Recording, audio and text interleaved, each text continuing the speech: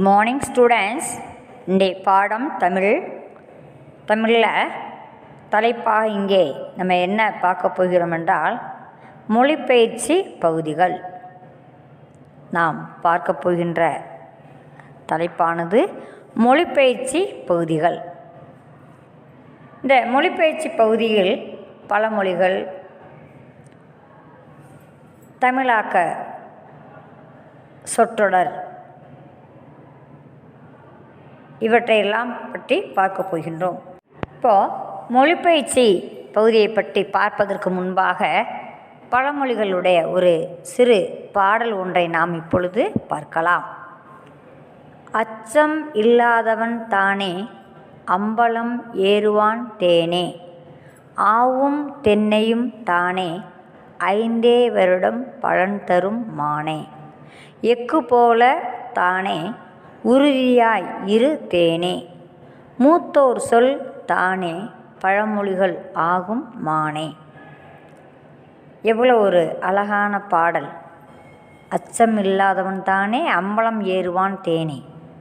அச்சமில்லாதவன், பயமில்லாதவன், சிறந்த படிப்பறிவில் மற்றவற்றில் சிறந்த அறிவுடையவனாக இருப்பவன். அம்பலம் என்பது சபை ஏறுவதற்கு அஞ்ச மாட்டான். தனக்கு எல்லாம் தெரியும். ஆணவம் அழித்து நல்ல முறையிலே நாம் சான்றோனாக கருதப்படுபவன். அதனால் அம்பலம் ஏறுவதற்கு சிறந்தவன் என்ற தருவாயிலே அங்கே சொல்லப்படுகின்றது. ஆவும் தென்னையும் தானே. இங்கே ஆ என்பது பசு, தென்னை என்பது தென்னை மரம், தேங்காய் தரக்கூடிய தென்னை மரம். இந்த இரண்டுமே 5 வருடங்களில் பலன் தரும். தென்னங்கன்று நட்டு வைப்போம், அது 5 வருடங்களில் வளர்ந்து பலன் தரக்கூடிய மரமாக நிமிர்ந்து நிற்கும். அதே போன்று கன்றானது அதுவும் வளர்ந்து பால் தரக்கூடிய பக்குவத்தில் அது பலன் தரக்கூடியதாக அமையும். அதுதான் ஆவும் தென்னையும் தானே 5 வருடம் பலன் தரும் மானே. எக்கு போல தானே. எக்கு என்பது வளையாத தன்மை உடையதாக இல்லை. அந்த மாதிரி உறுதியாக நாம் இருக்க வேண்டும். எந்த ஒரு செயலை எடுத்தாலும் நாம் உறுதியாக நிமிர்ந்து செய்ய வேண்டும். வளைந்து கொடுக்காத தன்மையாக எந்த இடத்தில் வளைந்து செல்ல வேண்டுமோ அந்த இடத்தில் வளைந்து பணிவோடு நடந்து கொள்ள வேண்டும். எந்த இடத்தில் நிமிர்ந்து உறுதியாக நிற்க வேண்டுமோ நம்பிக்கையோடு அதன்படியாக நாம் இருக்க வேண்டும். அதைத்தான் எக்கு போல தானே உறுதியாய் இரு தேனே. அடுத்ததாக மூத்தோர் சொல் தானே. பெரியோர்கள், அறிவு சிறந்த சான்றோர்களாக இருந்தாலும் பெரியவர்களாக இருந்தாலும் அவர்கள் முன்பே அனுபவப்பட்டவர்கள். அவர்கள் சொல்லக்கூடிய ஒவ்வொரு கருத்துக்களும் பயனுள்ளதாக இருக்கும். அதனால்தான் அழகாக இங்கே சொல்லுகின்றார். மூத்தோர் என்பது இங்கே பெரியோரை குறிக்கும், அறிவு சிறந்த பெரியோர்களை குறிக்கும். பழமொழிகள் ஆகும் மானே. அவருடைய சொல்லானது பழமொழிகள் ஆகும் மானே என்று சொல்லப்படுகின்றது. இங்கே பழமொழி என்பது முதுமொழிகள். மூத்தோர், அறிவுடைய சான்றோர்கள் சொல்லக்கூடிய அந்த முதுமையான அறிவு நிறைந்த கருத்துக்களை உடைய மொழிகளானது பழமொழிகள் இங்கே குறிப்பிடப்படுகின்றன. அதைத்தான் முன்னோர்கள் தங்கள் அனுபவத்தை சுருங்கச் சொல்லி விளங்க வைக்க கூறிய மொழிகளே முதுமொழிகள் அல்லது பழமொழிகள் ஆகும். இந்த பழமொழி என்பதற்குரிய விளக்கமாக இங்கே அழகாக கொடுக்கப்பட்டுள்ளது. இங்கே சில பழமொழி இங்கே கொடுக்கப்பட்டுள்ளது. சிறுதுளி பெருவெள்ளம், யானைக்கும் அடிசறுக்கும், காற்றுள்ள போதே தூற்றிக்கொள். இந்த 3 பழமொழிகளுக்கும் விளக்கமாக சிறுதுளி பெருவெள்ளம் என்பது மழையானது தூறல் போல் விழும். அப்படியே கொஞ்சம் கொஞ்சமாக பெரிய மழையாக பெய்து விட்டால் அது என்ன செய்யும்? வெள்ளப்பெருக்காக ஓடும். அதைத்தான் சிறுதுளி பெருவெள்ளம். இதை சேமிப்பதற்கும் சொல்லலாம். சிறுக சேமித்து வைத்தால் பெரிய தொகை ஒன்று கிடைக்கும். அது ஒரு பயனுள்ளதாக நமக்கு அமையும். அதற்காக கூட இந்த முதுமொழியை சொல்லலாம். அடுத்ததாக யானைக்கும் அடிசறுக்கும். யானை உருவளவிலே பெரியது தான். சிறிய உருவளவில் உள்ளது பூனை, முயல், ஆமை இந்த மாதிரிலாம் சொல்லி எடுத்துக்கலாம். அப்போது தான் உருவத்தில் பெரிய உருவமுடையவன், என்னால் வேகமாக விரைந்து செல்ல முடியும் என்று அங்கே ஆணவத்தால் சொல்லக்கூடாது. ஓடிக்கொண்டிருக்கும் பொழுதே சேற்றிலே காலை விட்டு வைத்தால் அந்த பெரிய உடம்பை தூக்கி கொண்டு அசைந்து அந்த சேற்றுக்குள் சிக்கிக்கொண்டு அந்த காலை எடுக்க முடியாது, சிரமப்படும் அல்லவா. அதற்காகத்தான் சொல்லப்படுகின்றது, யாரொருத்தர் ஆணவமின்றி கர்வம் இல்லாமல் வாழ வேண்டும் என்பதற்காக யானைக்கும் அடி சேர்க்கும் என்று சொல்லப்படுகின்றது. எப்பேற்பட்டவர்களாக இருந்தாலும் அவர்களுக்கு ஒரு காலத்தில் ஒரு சர்க்கிள் உண்டாகத்தான் செய்யும். அதனால் எந்த நேரத்திலும் ஆணவமாகவோ கர்வமாகவோ அகந்தையாக இருக்கக்கூடாது, தற்பெருமை கொள்ளக்கூடாது என்பதை இங்கே குறிப்பிடப்படுகின்றது. அடுத்ததாக, காற்றுள்ள போதே தூற்றிக்கொள், இளமையில் கல் என்று சொல்வார்கள் அல்லவா, அதைப்போல் என்ன செய்ய வேண்டும், நெல்லில் நிறைய குவித்து வைத்திருப்பார்கள். அதிலே அரிசியுடைய நெற்களும் இருக்கும், பதறாகிய நெல்லும் இருக்கும். காற்றிலே இப்படி தூத்தும் பொழுது அந்த உறுதியாக இருக்கக்கூடிய நெல்மணியினுடைய அரிசி இருக்கக்கூடியவை எல்லாம் தன் காலடி கீழே விழும். அந்த பதறாக அரிசியே இல்லாத பதறாக இருக்கக்கூடிய உமி இருப்பது போன்ற ஒரு நெல் மணி இருக்கும். அதானது என்ன செய்ய வேண்டும், தனித்து போய் அந்த காற்றிலே அடிபட்டு தனியாக காற்றில் அடித்து அங்கே போய் கிடக்கும். அந்த மாதிரி சொல்லக்கூடியதான். அதுதான் இங்கே காற்றுள்ள போதே தூற்றிக்கொள், இளமையில் கல் என்று எவ்வளவு அருமையாக சொல்லுகின்றார்கள். இந்த மாணவ பருவத்திலே படித்து அறிந்தால்தான் மனதிலே நன்கு பதியும். பசுமரத்தாணி போல என்று எடுத்துக்காட்டு கூட சொல்வார்கள். காய்ந்த மரத்திலே ஆணி எடுத்தால் இரண்டாக பிளந்து விடும். பசுமரத்தில் ஆணி அறைந்தால் இது இறுக்கமாக நின்று கொள்ளும். அப்படிப்பட்டதாக இந்த இளவதியிலே மாணவ பருவத்தில் கற்றுக்கொள்ளக்கூடிய ஒவ்வொரு திறமைகளும் நாம் மனதிலே பதிந்து கொள்ளும். அதுக்காகத்தான் இளமையில் கல் என்று அழகாக ஔவையார் கூறியிருப்பார். காற்றுள்ள போதே தொற்றிக்கொள். இங்கே சில பழமொழிகளுக்கேற்ற ஆங்கில வழியாக கொடுக்கப்பட்டுள்ளது. அதை நாம் தமிழகத்திலே கண்டறிய வேண்டும். அந்த மொழிப்பயிற்சி பகுதியாக இங்கே கொடுக்கப்பட்டுள்ளது. முதலாவதாக, டாக் லெஸ் ஒர்க் மோர் என்றால் குறைவாக பேசு, அதிகம் வேலை செய். குறைவாக பேசு, அதிகம் வேலை செய். இரண்டாவதாக, நோ பெயின் நோ கெயின், உழைப்பின்றி ஊதியமில்லை. உழைப்பின்றி ஊதியமில்லை. மூன்றாவதாக, good counsel has no price. Good counsel has no price, நல்ல அறிவுரை விலைமதிப்பற்றது. நல்ல அறிவுரை விலைமதிப்பற்றது. நான்காவதாக, கேஸ்ட் மேக்ஸ் வேஸ்ட், பதறாத காரியம் சிதறாது. பதறாத காரியம் சிதறாது. மாணவர்களே, எவ்வளவு அருமையான அழகான கோல்டு பழமொழி. மின்னுவதெல்லாம் பொன்னல்ல, குறைவாவதெல்லாம் அதிகம் பொன்னல்ல. உழைப்பின்றி ஊதியமில்லை. நல்ல அறிவுரை விலைமதிப்பற்றது. பதறாத காரியம் சிதறாது. மின்னுவதெல்லாம் பொன்னல்ல. எவ்வளவு அழகாக கொடுக்கப்பட்டு, பதறாத காரியம் சிதறாது என்பது நிறுத்தி நிதானமாக செய்யக்கூடிய வேலை எதுவும் சிரமப்பட வைக்காது. குறைவாக பேச வேண்டும், நிறைய வேலை செய்ய வேண்டும். உழைப்பின்றி ஊதியம் இல்லை. உழைப்பதற்கு ஏற்றவாறு ஊதியம் கண்டிப்பாக கிடைக்கும். மின்னுவதெல்லாம் பொன்னல்ல. இங்கே அடுத்த மொழிப்பயிற்சி பகுதியாக ஒரே பொருள் தரும் சொற்கள் இங்கே கொடுக்கப்பட்டுள்ளது.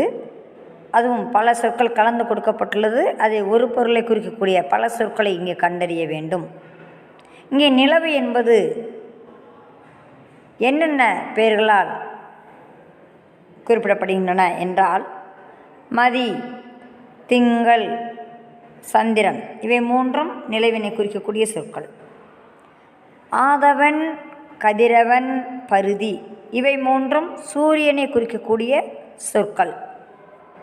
இரண்டாவதாக, அம்மா என்ற சொல் எவ்வாறு வேறு வேறு சொற்களில் அழைக்கப்படுகிறது என்றால், அன்னை, தாய், மாதா என்று அழைக்கப்படக்கூடிய சொற்களிலே அம்மா என்ற சொல்லானது அமைந்திருக்கும்.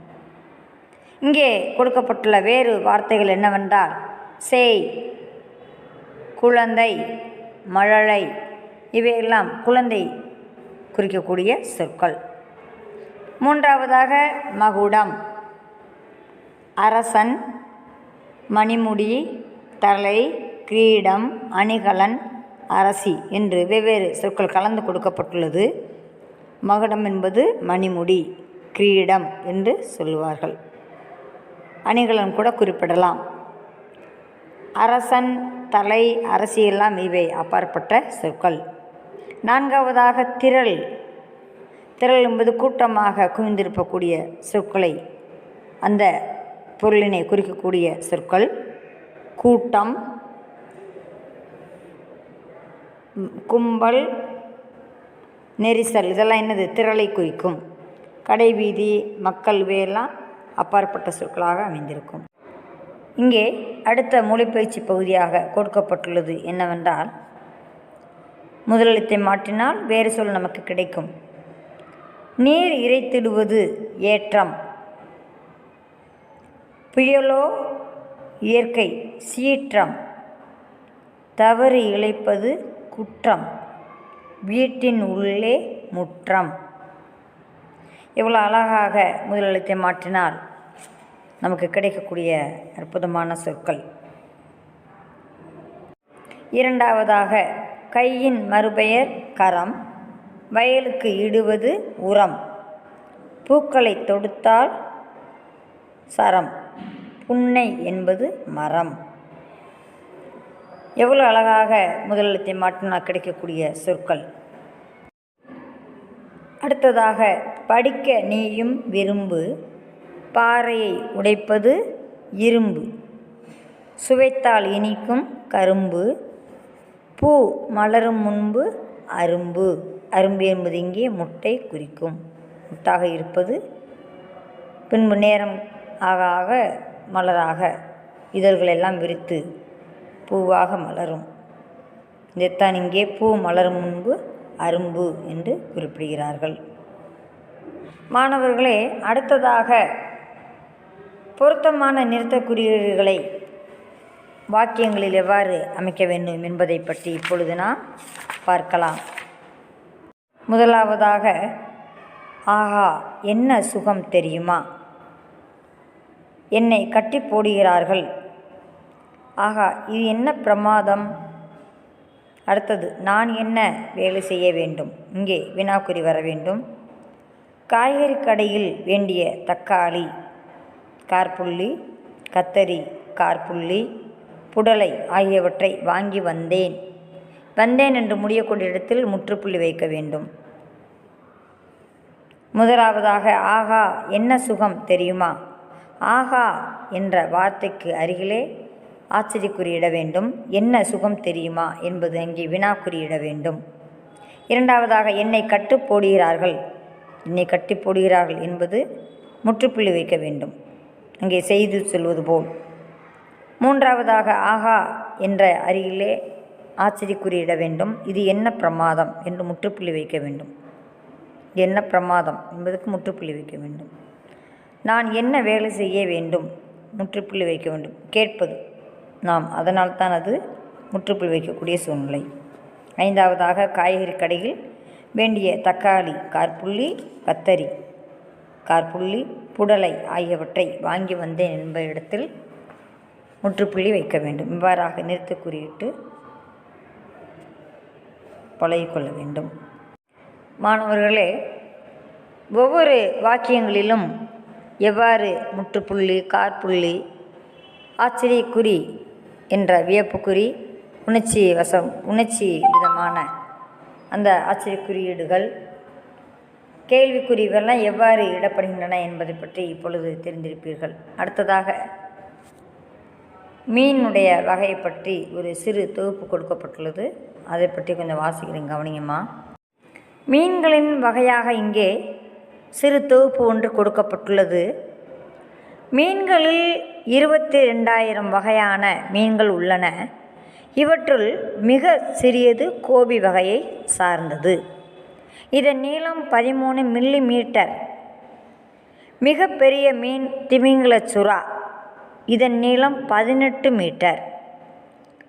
அந்த சிறிய வகையான கோபி என்ற மீன் வகைக்கும் பெரிய மீனான திமிங்கல சுறா இவற்றினுடைய அளவினுடைய வேறுபாட்டு வித்தியாசங்களை நாம் இப்பொழுது தெரிந்து கொண்டோம் அல்லவா. அடுத்ததாக நவதானியங்கள் எவை என்று அறிந்து கொள்வோமா.